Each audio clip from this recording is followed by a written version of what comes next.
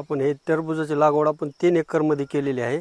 आपण साधारण 3 एकरमध्ये 70 ते 80 हजार रुपये खर्च केलेला आहे. आपण गेली 3 वर्ष टरबूजाचं पीक घेत होतो. पारंपरिक पिकाला आपण पारंपरिक पिकापासून आपण हे करून नवीन काहीतरी करण्यासाठी आपण गेली 3 वर्ष टरबूजाचं पीक घेत होतो. गेली 2 वर्षांना आपल्याला टरबूजातून पुरेपूर फायदा झाला म्हणून आपण गेल्या वर्षी आपलं 1-1.5 एकरच टरबूज होतं.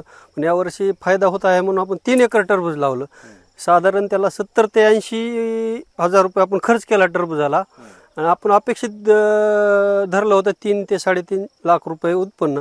पण हे जागतिक महायुद्ध इराणचं युद्धाच्या ह्याच्यामध्ये माल तर आपण भरपूर काढला, ते 20 टन माल होईल सरासरी, पण ह्या युद्धामुळे व्यापारी आले, बाहेर ट्रान्सफर होत नाही म्हणून त्यांनी 6-7 रुपयानं मागून गेले.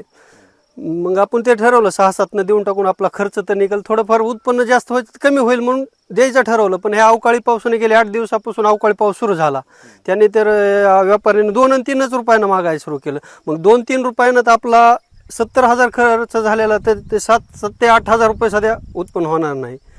म्हणून आपण आता हे असं इतकं नुकसान झालं आमचं की ते आपण नुकसान कुठंच भरून काढू शकत नव्हतं. काय मागणी असणार आहे शासन स्तरावरती? आपण शासन स्तरावर आपण याला तर काय कुठलं अनुदान देणार नाही शासन, पण यानंतर कुठंतरी शासनानं असं वेलवर्गीय पिकाला अनुदान ठेवावं, त्यासाठी विमा काढावा, जेणेकरून शेतकऱ्यांनी जेवढा खर्च केलाय तो खर्च तरी निघल. कारण असं जर झालं शेतकऱ्याला लाखो रुपये खर्च करायचा आणि 1ही रुपयाचं जर उत्पन्न होणार नसेल तर शेतकऱ्याला आत्महत्याची वेळ येणार आहे 100%. नाव सांगा.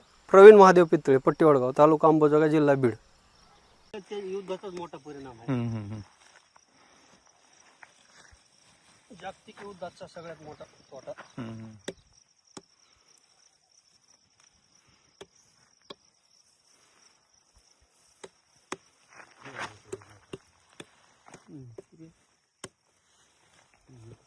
त्याच्यापेक्षा मोठा आहे, 5 किलोच्या पुढचा आहे.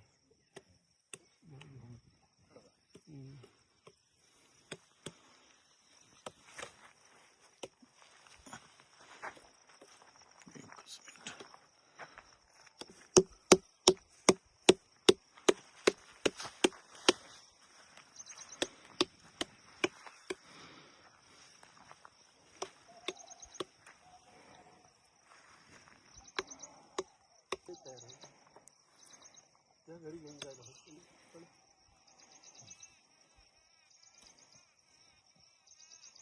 तयार माल, सगळ्याच तयार माल आहे.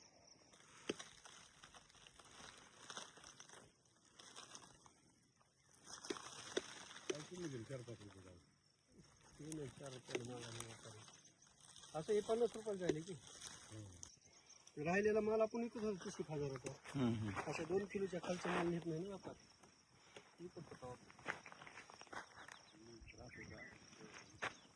हे 50-60 रुपयाला आराममध्ये जाते, 50 लाख किलो जाते. असं गाड्या